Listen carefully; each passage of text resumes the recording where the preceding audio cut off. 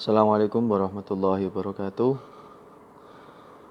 Selamat siang, rekan-rekan sekalian.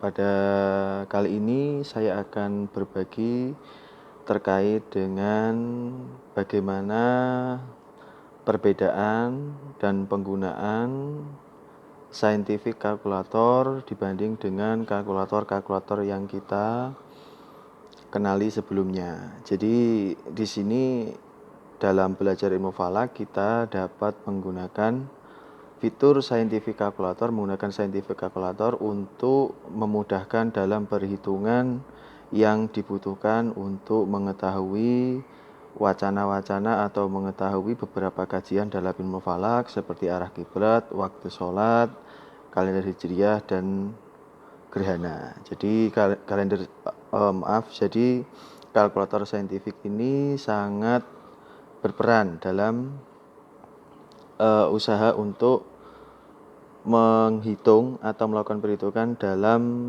ilmu falak.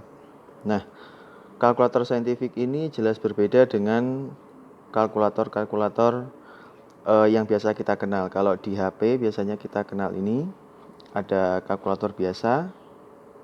Ini biasa kita gunakan untuk menghitung harga barang,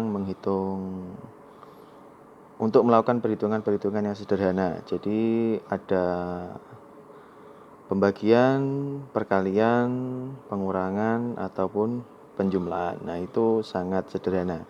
Nah, kemudian untuk dalam kasus ilmu falak ini ada beberapa kalkulator yang bisa kita manfaatkan.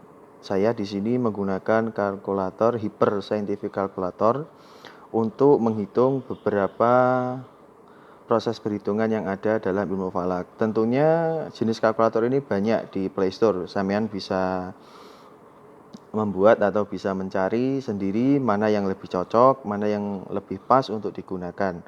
Namun saya di sini akan menggunakan hyper scientific calculator. Kalau kita perhatikan ini adalah hyper scientific calculator. Kita buka di sini. Nah, ini ada beberapa menu dalam hyper scientific calculator. Di sini menunya beberapa ada yang sama, kayak angka ini, kemudian ada bagi, kali, tambah, kurang, itu sama yang lain ya, sama kalkulator yang biasanya itu.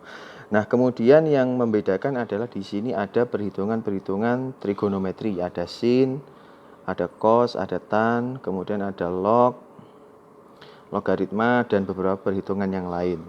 Nah, ini nanti akan digunakan dalam melakukan perhitungan untuk mengetahui arah kiblat dan lain sebagainya.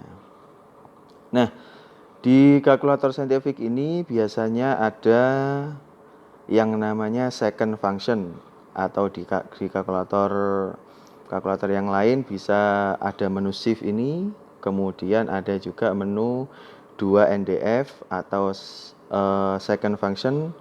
Nah, tergantung kalkulatornya masing-masing. Kalau di sini ada kalkulator di sini menggunakan shift ini. Nah, ini shift ini digunakan untuk mengetahui fungsi kedua. Fungsi kedua itu kita lihat kalau cos ini di atasnya ada cos min 1 atau cos negatif 1, itu adalah fungsi kedua. Sedangkan fungsi pertama terletak pada tombol-tombol utamanya di kalkulator ini. Ini tombol utama, sedangkan yang atasnya itu adalah tombol fungsi kedua. Itu ya, terkait scientific calculator. Kemudian yang kedua di sini di scientific calculator itu ada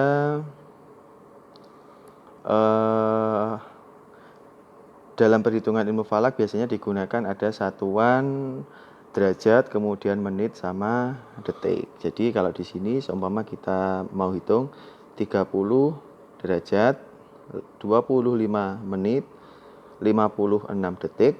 Nah, ini adalah perhitungan yang lazim kita temukan dalam ilmu falak. Nah, ini biasa digunakan, atau kalau didesimalkan kita tinggal mengetuk ini sama dengan ini. Nah, sama dengannya. Ini adalah hasil dari desimal angka yang saya sebutkan tadi. Kalau pengen kemudian kita kembalikan ke bentuk semula atau bentuk derajat, kita cari second function-nya dari DMS ini, atau yang di DMS ini kita ambil yang second function di panah ke sana itu, kita gunakan shift, kemudian kita langsung ketuk DMS-nya. Nah, ini akan kembali ke bentuk semula. Kemudian fungsi selanjutnya di sini adalah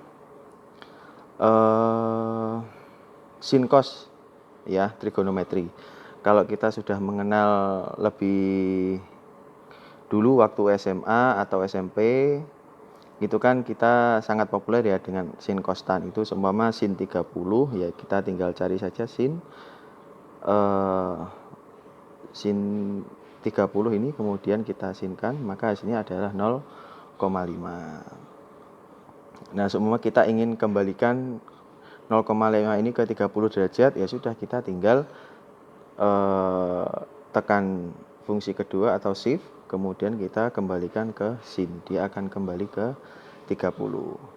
Yang perlu kita perhatikan di sini adalah dalam operasional ini kita menggunakan satuan degree atau satuan sudut. Di sini ada beberapa satuan, ya, dipastikan yang di atas ini degree, kemudian ada radian, kemudian ada grad. Nah, ini kita menggunakan fungsi yang degree ini. Jadi untuk perhitungan ilmu falak kita menggunakan fungsi degree ini. Nah, itu adalah terkait dengan pengenalan scientific calculator.